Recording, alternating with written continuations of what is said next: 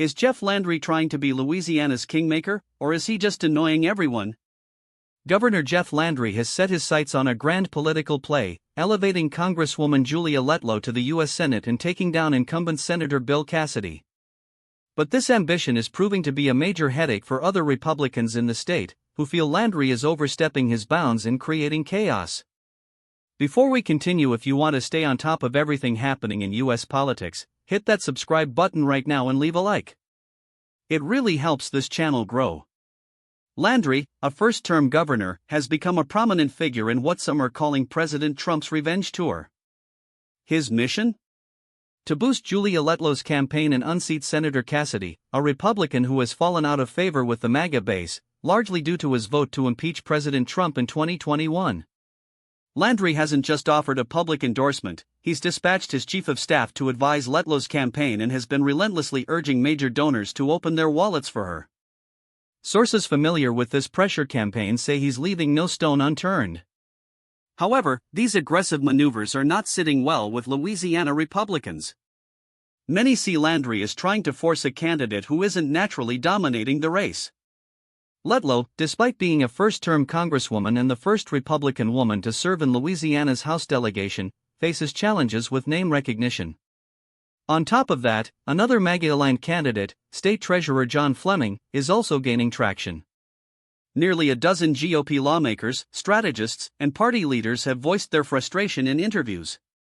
They feel Landry has a history of strong-arming the party to get his legislative priorities passed, and this Senate race is just the latest example.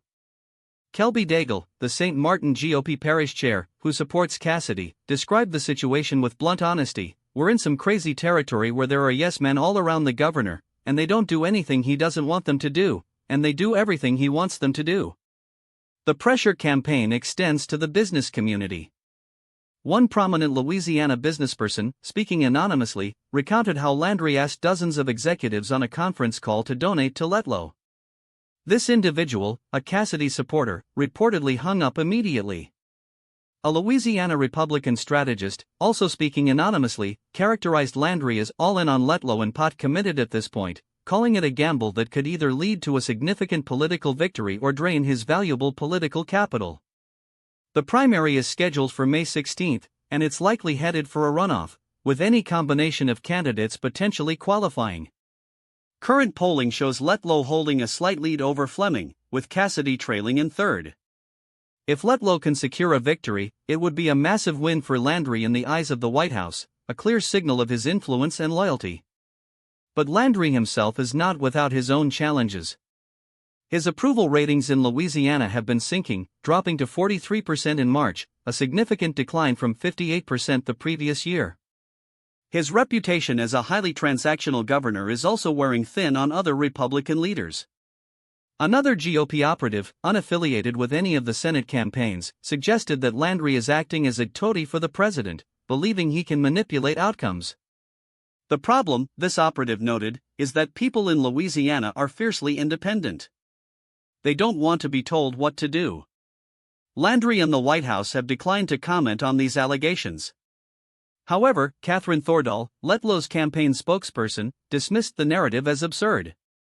She stated that while Landry is a friend and ally, he does not run Letlow's campaign and that these accusations are a desperate attempt by Representative Letlow's opponents to muddy the waters because they are losing this race.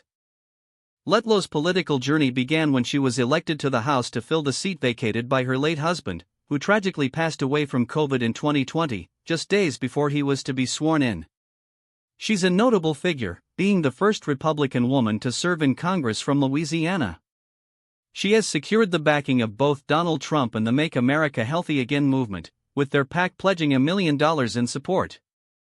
This comes despite Cassidy's efforts to portray her as not conservative enough, pointing to her past support for diversity initiatives in higher education.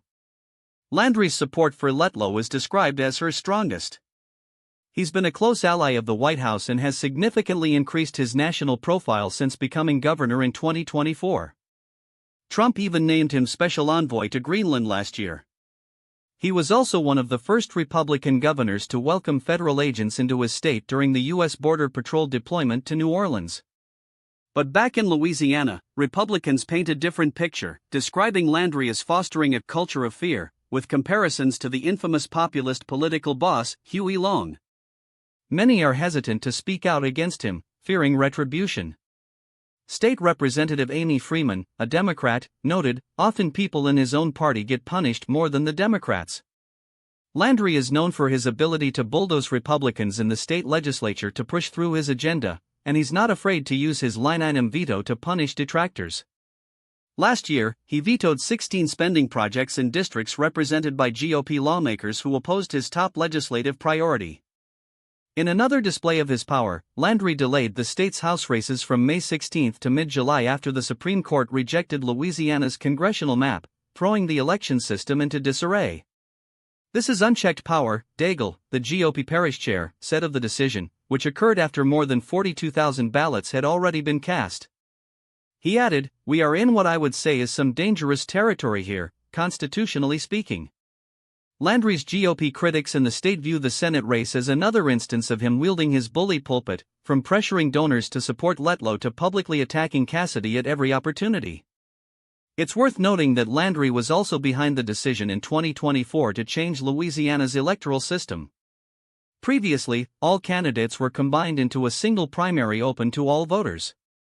The state now uses closed partisan primaries, a move seen by many as a strategic maneuver to defeat Cassidy, given his current unpopularity with the Republican base. Cassidy now faces the difficult task of winning over these crucial voters without the benefit of Democratic and independent votes that have historically boosted his numbers. Cassidy's campaign has not responded to requests for comment. Letlow could certainly use the boost. Her war chest is less than a quarter of Cassidy's cash on hand.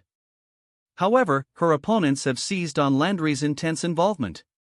Cassidy's campaign filed an FEC complaint accusing Landry's top political fundraiser of campaign finance violations for soliciting donations on behalf of Letlow.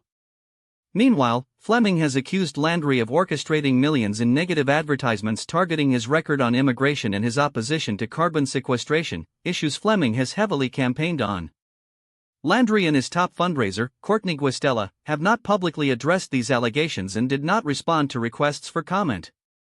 Thordahl, the Letlow spokesperson, clarified that Landry asked Courtney to help his friend Julia Letlow because he knows she will stand with President Trump and fight for Louisiana. Courtney does not work for and is not an agent of the Letlow campaign. Fleming, in an interview, expressed confidence that voters are just not buying the attacks against him, citing his standing in the race.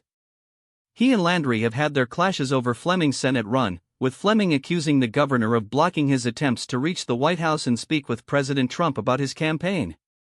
Fleming has also alleged that the Letlow campaign attempted to dangle a job with the Centers for Disease Control and Prevention to persuade him to drop out of the race, an allegation the Letlow campaign denies.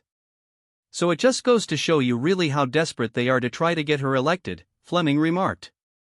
Despite the controversy, Landry still has some defenders within the Louisiana GOP. State Senator Alan Seabaugh stated he doesn't fault Landry for using his influence within the party to impact the Senate race or for exercising his veto power. "He's the governor. That is his authority," Seabaugh said. "Why Letlow? He desperately doesn't want Bill Cassidy to get re-elected." So, what do you think about Governor Landry's aggressive play in the Louisiana Senate race? Is he a shrewd political operator or a bully overstepping his bounds? Drop your opinion in the comments below. I read every single one. This is a high-stakes political battle unfolding in Louisiana, and the ripple effects are being felt far beyond its borders. We'll be watching closely to see how this Kingmaker gambit plays out.